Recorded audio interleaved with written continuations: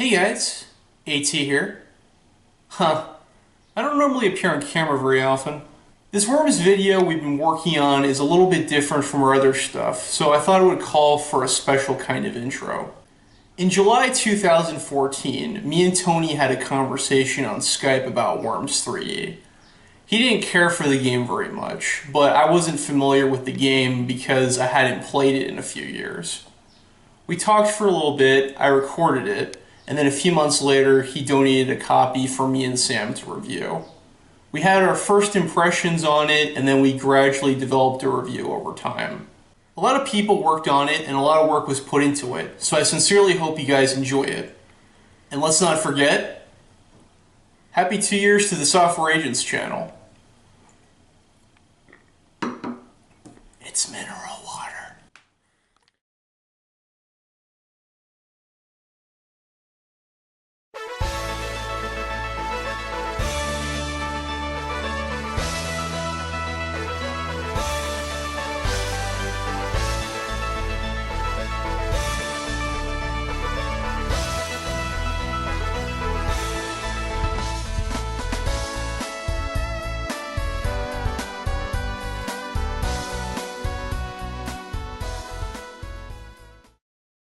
Alright guys, today we have a special guest reviewer, Tony Balun.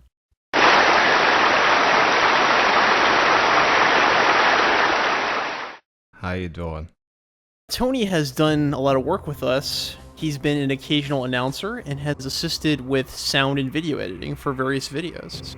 Alright, so we're gonna be reviewing Worms 3D, it seems. Yeah. Mm-hmm. It's my understanding that you're like a casual Worms fan, right?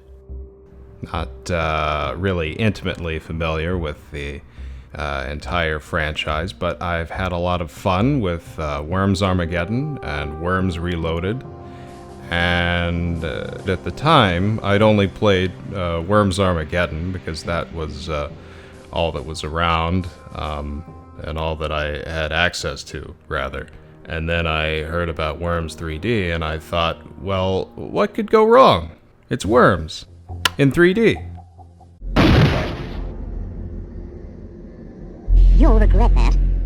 I actually didn't know about the series until Worms 3D. I'm a little bit embarrassed to admit. I remember that came out in 2004, and then soon after, a few friends were telling me there's another one on PS1 and N64.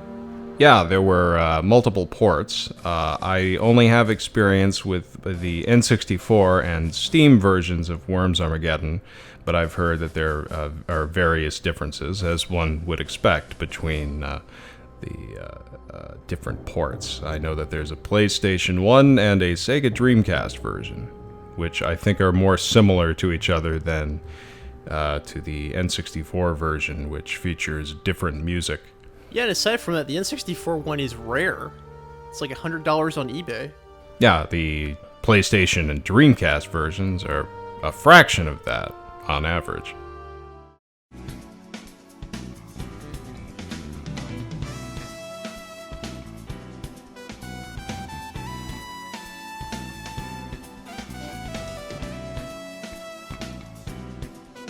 Thanks, Tone. Developed by Team 17, Worms is a series of strategy games about worms and their quarrels with one another. It was 2D until Worms 3D brought worms into the magnificent third dimension.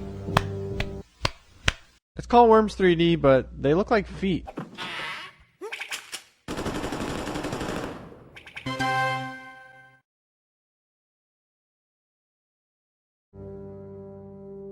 I normally don't get into the particulars of the aesthetics of a game, unless it's to a detriment of the mechanics of the game.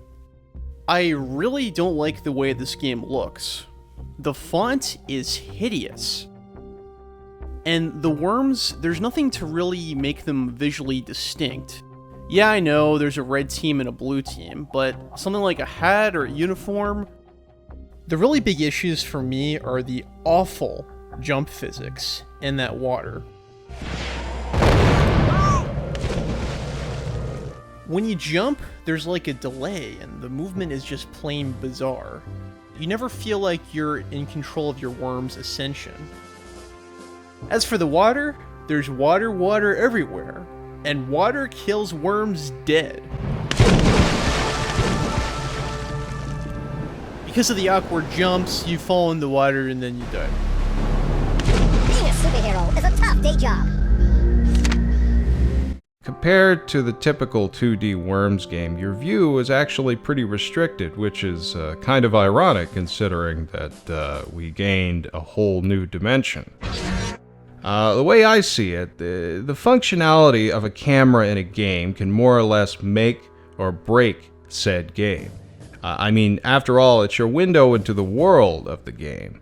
And in Worms 3D, it's just a chore to get it to do what it's supposed to do. When I was playing the game, I mean, there were times where I couldn't even get the camera position directly behind my character. It's kind of a problem. I'm gonna have to agree with Tony here. I think the camera is just a little too sporadic. And what's up with some of those visual glitches? Like, what the hell? Is that worm elongating? You can press L to get an aerial view and adjust the position and angle with the control stick and C stick respectively, but it's just not the same. Only having a bird's eye view of the arena and the two teams is just a pain in the ass.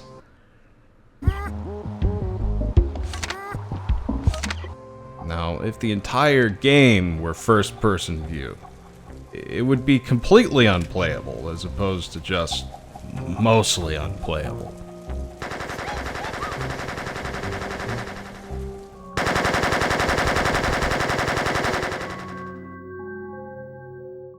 That's really one of the problems with Worms 3D is that it has some polish, it clearly has production value.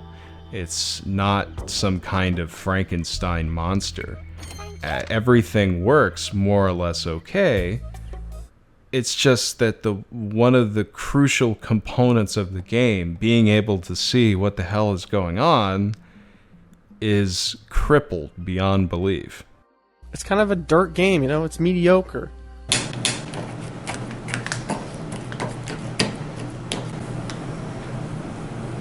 It's almost there. I mean, if you mixed up the pacing, if you allowed me to use another controller, I think that Worms 3D has some really good potential. The game's called Worms 3D, but that's the problem. The major detractor for Worms 3D is the 3D. If you just gave me Worms for Gamecube, maybe I would have liked that. Worms 3D is not totally disposable.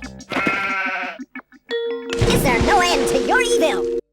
And I think with a little bit of fine-tuning, it would have been a great 3D strategy game.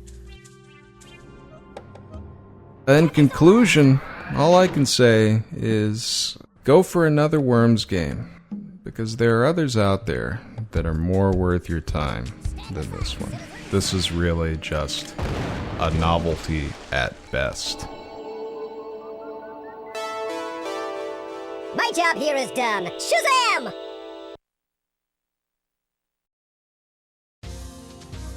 That's why the game's dirt.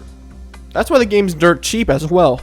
It gave me some wormish feelings afterward. I think I might have a tapeworm. Don't buy your kids this for GameCube. Don't buy a GameCube for Worms 3D.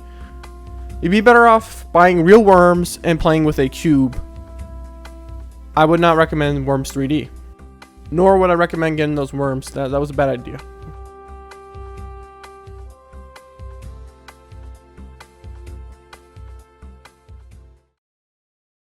Okay, what you need to do is...